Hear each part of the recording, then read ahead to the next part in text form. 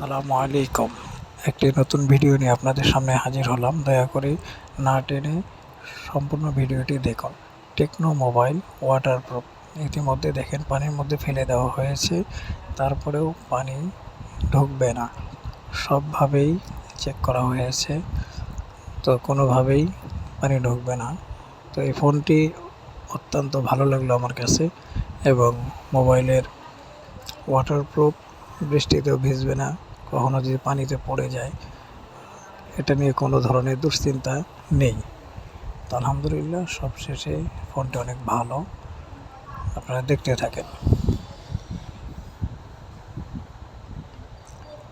কয়েকবার ফোনটি পানির মধ্যে রাখা হয়েছিল, এখন দেখবেন ফোনটি অন আছে এবং কোনো ধরনের সমস্যা নেই। দেখেন, ফোনটি নেওয়া হয়েছে আনোয়ার টেলিকম, তেঁতুলিয়া চৌরাস্তা বাজার।